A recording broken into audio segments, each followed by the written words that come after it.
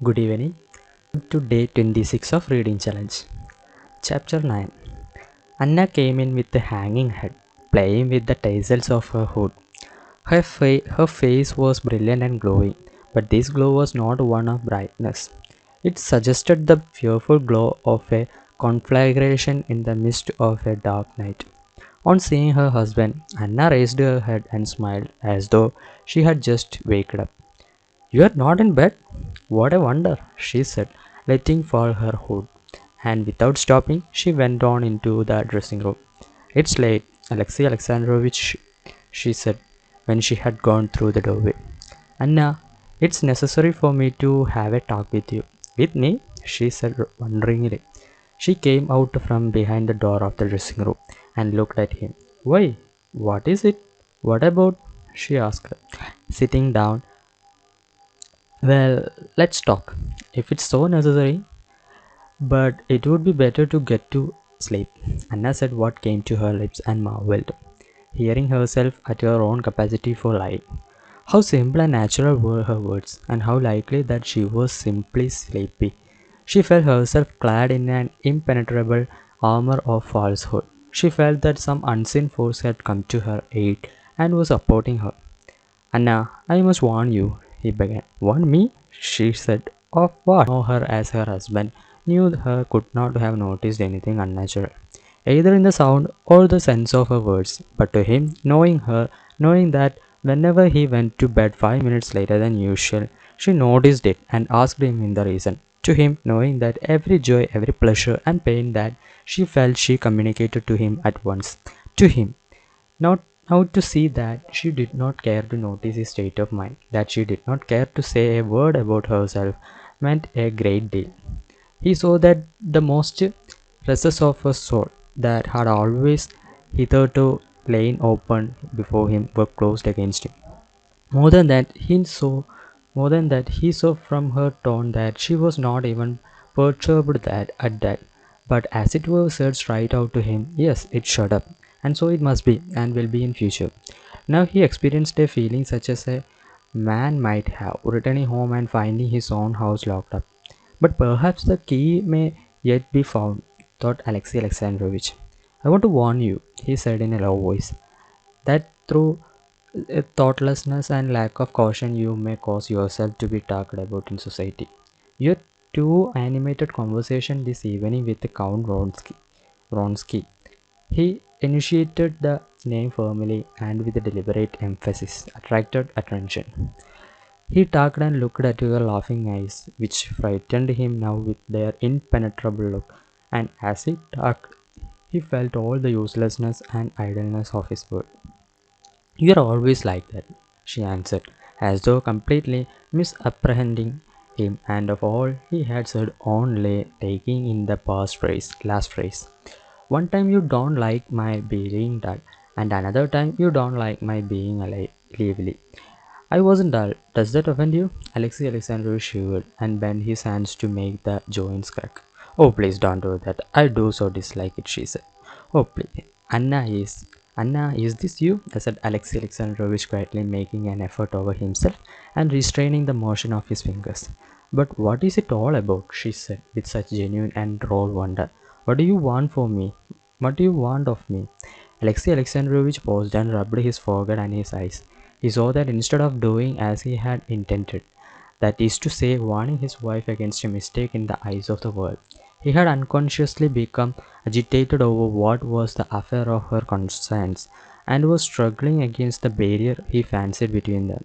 "This is what I meant to say to you," he went on coldly and composedly, "and I beg you to listen to it. I consider jealousy, as you know, a humiliating and degrading feeling, and I shall never allow myself to be influenced by it. But there are certain rules of decorum which cannot be discarded with impunity. This evening it was not I observed it, but judging by the impression made on the company, everyone observed that your conduct and deportment were not altogether what could be desired." "I positively don't understand," said Anna, shrugging her shoulders in care, she thought. "But other people noticed it, and that's upsetting. You're not well, Alexei Alexandrovich," she added, and she got up and would have gone towards the door, but he moved forward as though he would stop her. His face was ugly and forbidding, as Anna had never seen him. She stopped and bending her head back and on one side began with her rapid hand taking out her hairpins. Well, I am listening to what's to come, she said calmly and ironically. And indeed, I listened with interest, for I should like to understand what's the matter. She spoke and marveled at the confident, calm, and natural tone in which she was speaking, and the choice of the words she used. To enter into all the details of your feelings, I have no right, and besides, I regard that as useless and even harmful, began Alexei Alexandrovich. Ferreting in one's soul, one often ferrets out something that might have lain there unnoticed. Your feelings are an affair of your own concerns, but I am in duty bound to you, to myself and to God, to point out to you your duties. Our life has been joined not by man but by God. That union can only be severed by a crime, and a crime of that nature brings its own chastisement. I don't understand a word, and oh dear, how sleepy I am, unluckily, she said, rapidly passing her hand through her hair, feeling for the ha- remaining hairpins. Anna, for God's sake, don't speak like that, he said gently. Perhaps I am mistaken, but believe me, what I say as much for myself as for you. I am your husband, and I love you. For an instant her face fell and the mocking gleam in her eyes died away. But the word love threw her into revolt again. She thought, love? Can he love? If it hadn't heard there was such a thing as love, he would never have used the word. He doesn't even know what love is. Alexei Alexandrovich, really, I don't understand. She decided. Define what it is you find. Pardon, let me say all I have to say. I love you. But I am not speaking of myself. The most important person in this matter are our son and yourself.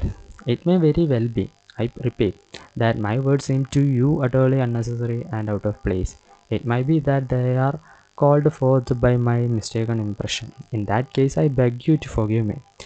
But if you are conscious yourself of even the smallest foundation for them, then I beg you to think a little. And if your heart prompts you to speak out to me, Alexei Alexandrovich was unconsciously saying something utterly unlike what he had prepared. I have nothing to say.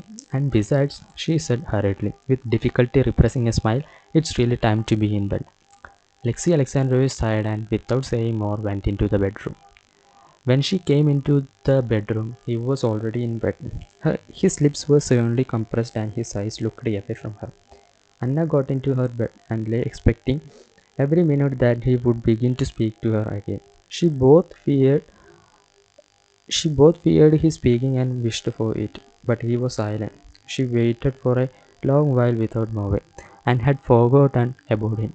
She thought of that other. She pictured him, and felt how her heart was flooded with emotion and guilty delight at that thought of him. Suddenly she heard an even tranquil snore. For the first instant Alexei Alexandrovich seemed, as it were, appalled at his own snoring and ceased. But after an interval of two breathings the snore sounded again with a new tranquil rhythm. It's late, she whispered with a smile. A long while she lay, not moving, with open eyes, whose brilliance she almost fancied she could herself see in the darkness. Thanks for the day. We'll see tomorrow.